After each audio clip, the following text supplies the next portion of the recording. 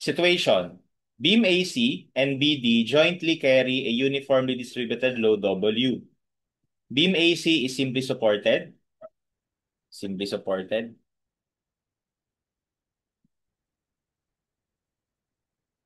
Okay, and then beam AB is on fixed support at V. So fixed support tong ito. Okay? And then parang nakapatong siya doon sa beam AC, no? A is equal to B is equal to S, which are all 4 meters. Ayan. And then given yung EI, no, which is our flexural rigidity.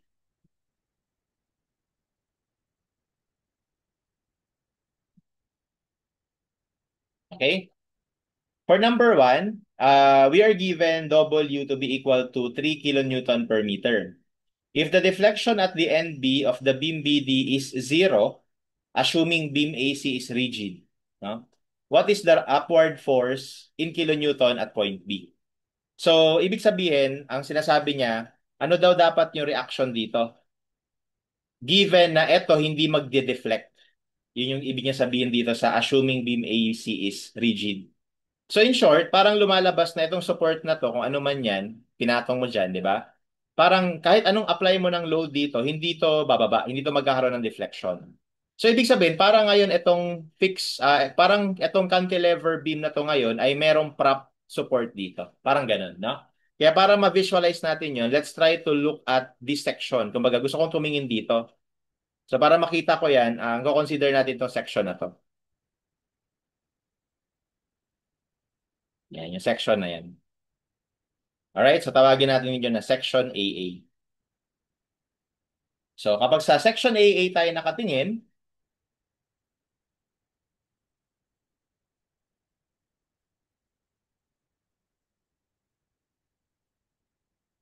so makikita lang natin dyan, may fixed support dito. Tapos dahil nakapatong siya, so pwede natin i-idealize yun na roller support. Kasi ito ngayon yung uniform load natin. Okay, and this is for number 1. So for number 1, yung uniform load daw natin ay 3 kilonewton per meter.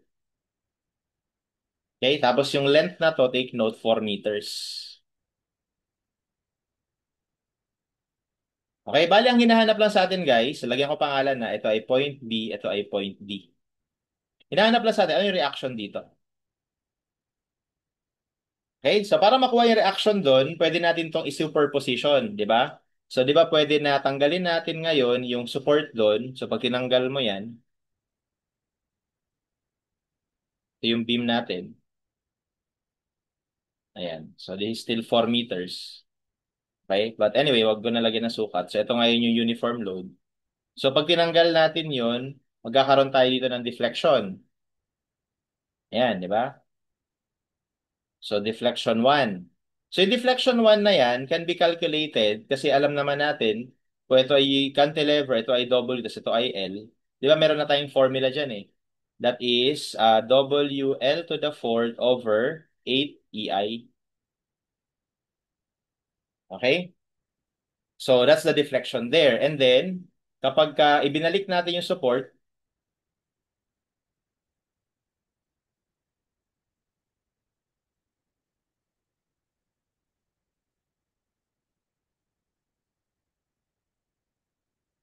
ayan. So, pag binalik natin yung support, magkakaroon ngayon dito ng upward force, yung reaction sa B. So, magkakaroon ngayon dito ng deflection na pa ganyan. So, yung deflection na yan, tawagin kong delta 2. No, yung delta 2 na yan, dahil ito ngayon ay parang meron kang concentrated force sa dulo, no, at sa cantilever. So, ang formula niyan ay reaction sa B, which is yung P, L cube over 3EI. Okay? Tapos, ang magiging deformation nitong actual, ganito. Ganyan, di ba? So, basically, yung deformation dito sa B ay actually 0. Kasi sabi nga dito, ito sabi dito eh, oh. Deflection at NB of the beam is 0. Alright, so pagsamahin natin ngayon, by superposition, itong kaliwa, the deflection 0. Ito, dahil pababa, pwede natin sabihin na negative, delta 1. Tapos yung delta 2, dahil pataas, gawin nating positive. Okay, substituting the values and equating na lang sila. Pwede na lang natin i-equate ng ganito. Delta 2 is equal to delta 1, di ba? So magiging reaction sa B, L cube over 3EI is equal to W L to the fourth over 8EI. Okay, we can cancel out EI. We can cancel out L cube, so L na lang matitira. And then cross multiply natin si 3. So therefore, we have the reaction at B to be equal to 3 over 8 WL. Ayan. So from there, masagot na natin number 1. So yung reaction sa B ay equal lang pala sa 3 over 8 times W na 3 at yung span natin ay 4. Okay, and the value is 4.5 kilonewtons. Alright, and that will be our answer for number 1. Okay, kung prop beam yan, no, pwedeng kabisado mo na dapat to 3 over 8 WL kapag ka uniformly distributed load, di ba? Pero kung hindi, you can always use superposition method. So that's letter D for item 1. Okay? Next, number 2. You are given a different W. This time, compute for the load in kilonewton tributary to beam AC at B. So basically, dito sa number 2, ganun pa rin, pinapa-compute pa rin yung reaction sa B. No? Pinapa-compute pa rin yung reaction sa B. Pero, this time, i-consider na natin na si AB or si AC na beam, magkakaroon na rin ng deflection. Okay? Kasi binigyan tayo ng flexural rigidity. So, ibig sabihin, pwedeng mag-bend yung beam AC. Alright? So, in short, for number 2, kapag tumingin tayo sa section AA, ito pa rin yung makikita natin. Bali, ulitin ko lang to lahat. Bali, ito lang din lahat yun. Yan.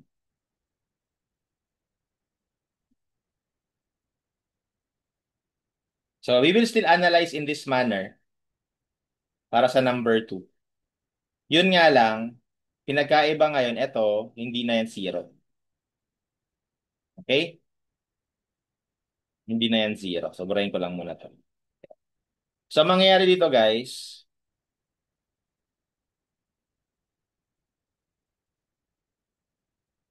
because itong support dun sa B, hindi naman talaga siya rigid, pwedeng mangyaring deflection ay ganito. Gaganon. Yan. Magkakaroon siya ng ganyang deflection. So, ibig sabihin, ito ngayon yung support natin sa B. So, magkakaroon tayo ng ganitong deflection.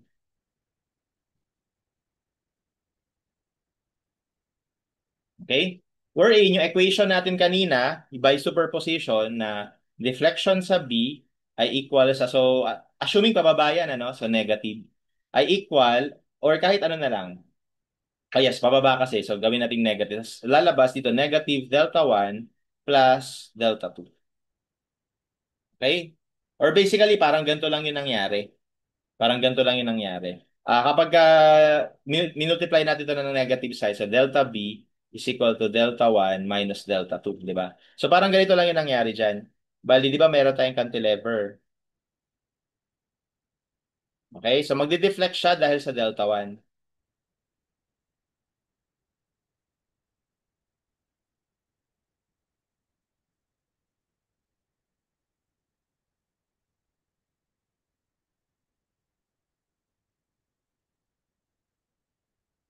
Magde-deflect siya dahil doon sa uniform load.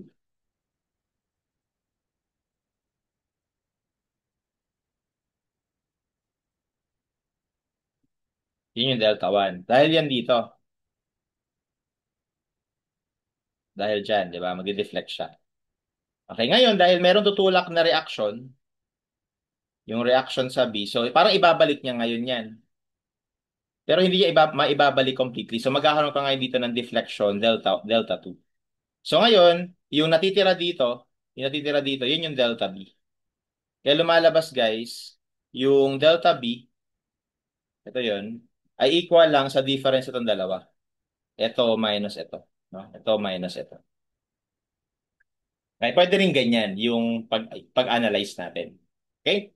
Now, as for the delta 1, same lang kanina kasi ano pa rin naman eh, that is caused by the uniformly distributed load. So that is still WL. So lagyan ko lang ng L1 kasi mamaya mag-iiba na yan eh. L1 to the fourth over 8 EI. So I am talking about L1 na length nung cantilever. Bali, ito yung L1. Okay? Kasi kung papansinin natin, iba yung length nito eh. Iba yung length niya. L2. No? Kasi 4 plus 4, that's 8 meters yung L2. Okay? So, ganun, no? So, that's why ay kailangan i-specify natin na yan ay L1. Tapos minus, ito naman, reaction sa B times L1 cube over 3EI. Okay, ang kaibahan ngayon, hindi na to zero. So, ano to? No? Ano yan? So, dito, kinakailangan natin i-analyze naman yung mismong beam AC. Kasi wala na tayong ibang pwedeng equation na makuha dito eh. Yan na yun eh. 'Di ba? Although given to lahat, given ito, kaya lang unknown to, hindi mo rin to alam. So wala ka masosolve. 'Di ba? Kaya we have to look at this section. Dito naman tayo titingin. Diyan tayo titingin. So para makita natin, consider natin ito section na to.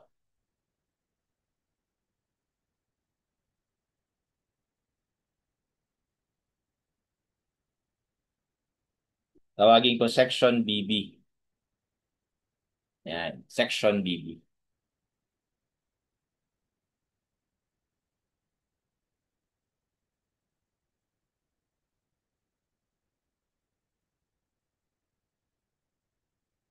Okay? So, ano itsura nun? O di simply supported beam lang.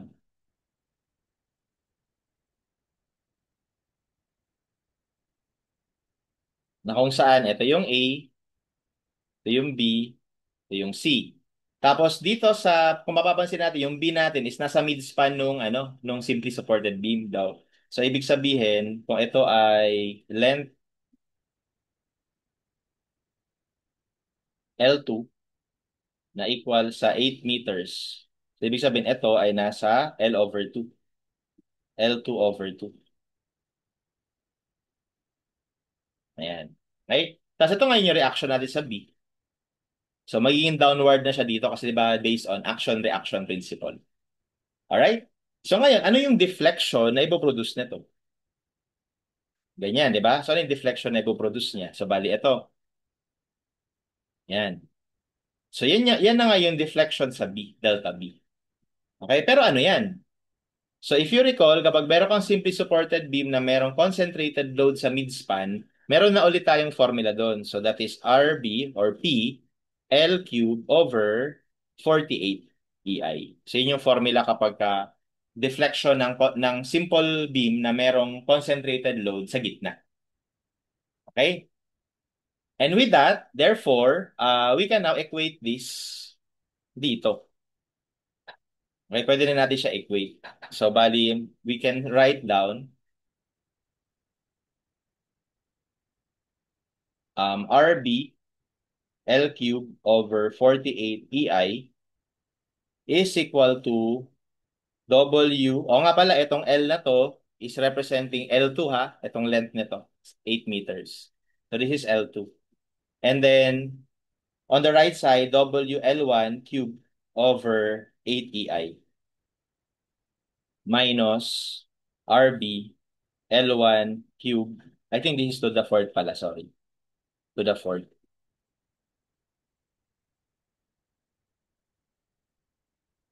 Okay? Over 3EI. Ayan. Okay? Now, plugging in the values, una, kahit meron namang EI, magka-cancel lang yan. So if we plug in the values, we will have, this is RB, hinahanap natin. L2 is 8 meters. So okay lang na kahit wag i-convert, no? So over 40, kasi wala namang EI eh. So okay lang basta na-cancel yung EI kahit hindi na kayo mag-convert. Tapos W is 2, and then this is 4 to the fourth over 8. Minus this is RB times L1, again 4, cube over 3. Ayan. So from here, we should be able to calculate for RB. Considering the deflection of the beam AC.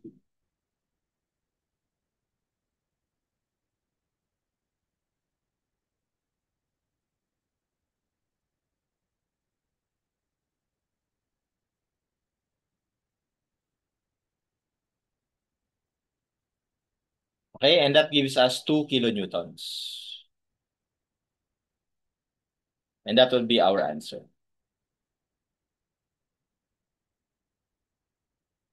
So, number 2, letter C. Okay? Ngayon, bago ako magpatuloy sa number 3, gusto ko lang i-compare yung 1 and 2. Anong pinagkaiba nila? Pinagkaiba nila sa 1, si support B, rigid. Ibig sabihin, hindi siya magde-deflect. Sa, sa pangalawa, ano siya? Tawag dito, flexible siya. Flexible. So, ibig sabihin, pwede siyang mag-deflect. Okay? Although magkaiba naman sila ng double dito kasi mas malaki yung double dito, mas maliit. Pero tingnan lang natin guys, what if yung double nila same lang? 'Di ba? Kunwari, etong 2 na to, gawin nating 3. Same lang sa number 1. Yun lang naman na iba eh. 'Di ba? Okay? So, solve natin yung X, yung W. So, magiging value ng W ay 3 kilonewton per meter. So, ano ibig sabihin nun? Comparing these two, mapapansin natin na tama lang bang isipin or tama lang bang i-assume na ang ine-expect natin na sagot dito dahil magde-deflect na yung AC ay mas mababa compared doon sa magiging reaction sa number 1 na hindi siya magde-deflect. Okay, yun yung tanong eh.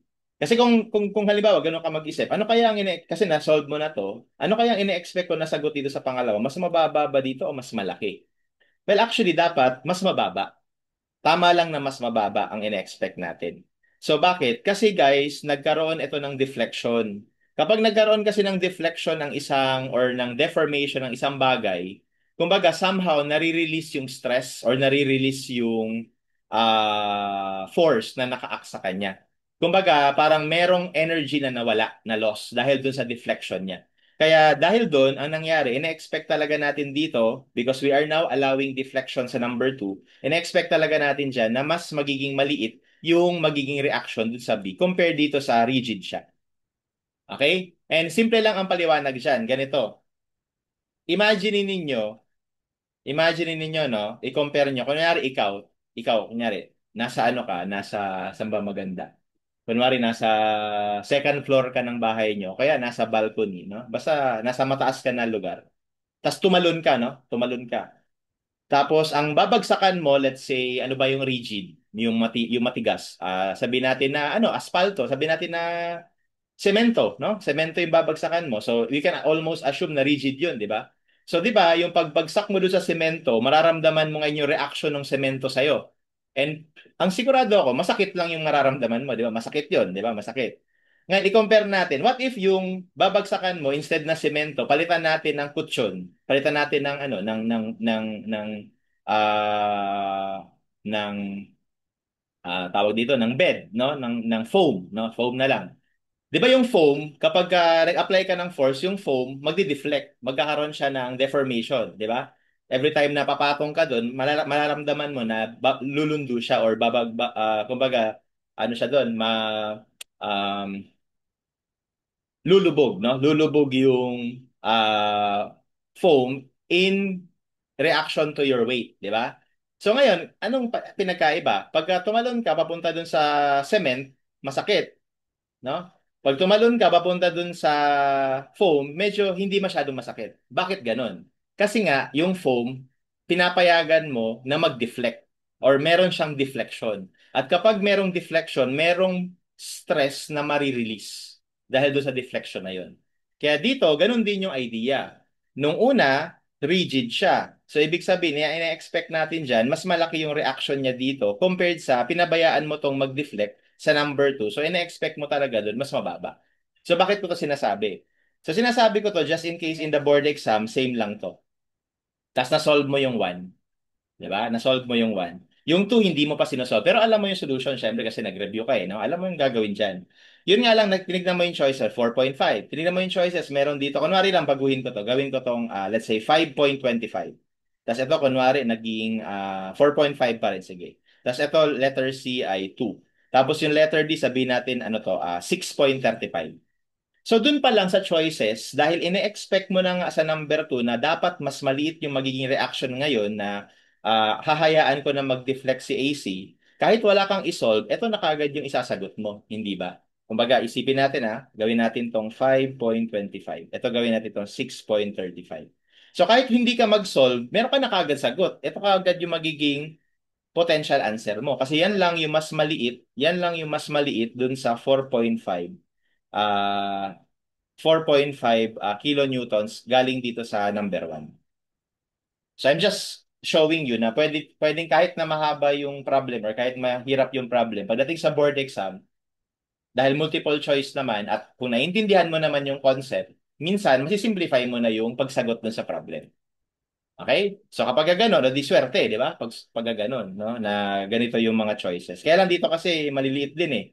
Matalino rin yung naglagay ng choices yan eh. Kaya kaya mas mabababa lahat yan sa 4.5, no?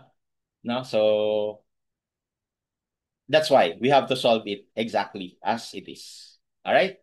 So that's number 2. For number 3, tingnan naman natin number 3. Due to uniformly distributed load W, the deflection at point B is 12. So ngayon binigay naman yung deflection. How much is the load W causing the displacement? So ano naman daw yung W? So parang baliktad lang, di ba? Binaliktad lang. So basically sa number 3, pwede nating i-analyze yan gamit yung analysis natin sa number 2. So ito naman yung kokopyahin natin. Except now, alam na natin yung deflection sa B. So number 3 tayo.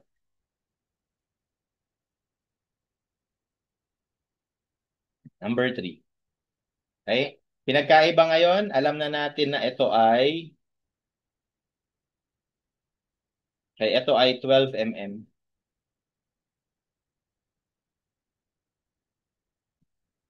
Okay? Tapos ang hinahanap sa atin ngayon, ito, W. Ano yung W? Okay? So, again, ang magiging equation mo, ganito. Yung magiging equation mo, di ba? So, copyin ko to.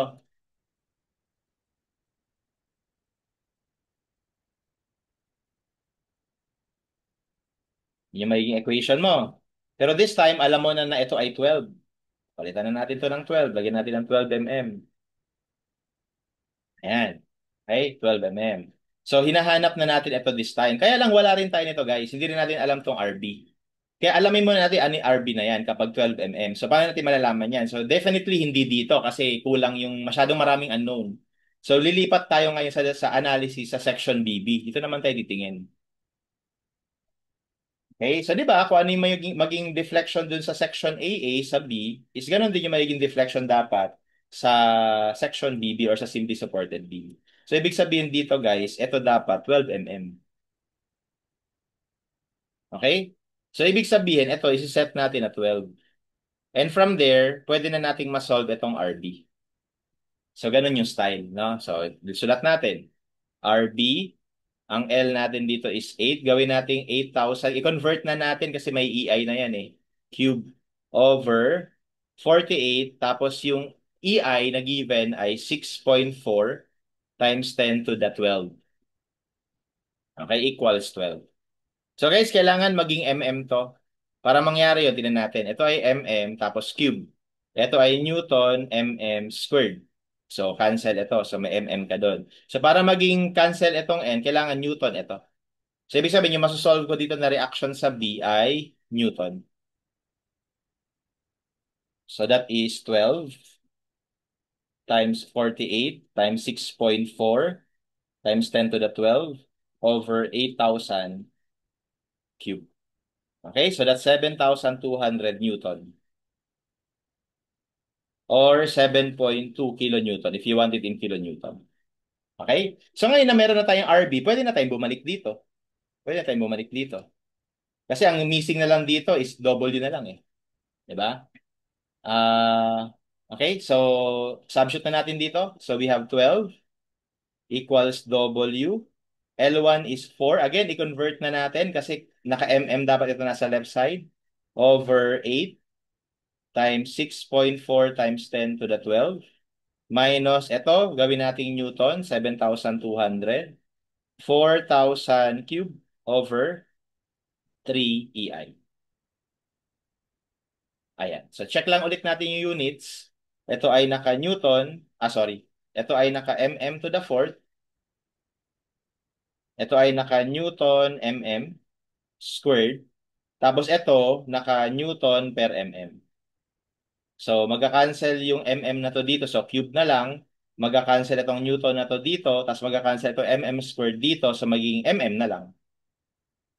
Okay? Tapos ito naman, Newton, ito ay mm cube. Ito naman ay Newton mm squared. Cancel ito, matitira mm, tapos cancel ito, so mm na lang. So same lang sila ng units dito sa kaliwa. Okay? So importante 'yun kasi madalas kahit alam mo i-solve pag nagkamali ka lang ng units, ano na magkakamali ka na eh. Okay, so therefore W can now be computed as 12 um, W times 4,000 to the fourth over 8 times 6.4 times 10 to the 12 minus 7,200 times 4,000 cube over 3 times 6.4 times 10 to the 12. So lalabas ay 7.2. So ang units na to originally is Newton per mm. Pero I believe and explain ko na before na ang Newton per mm ay parehas lang sa kilonewton per meter. Kaya yan na mismo yung sagot natin. Okay, and that will be our answer for number 3. 7.2. All right, and that's how we solve this problem.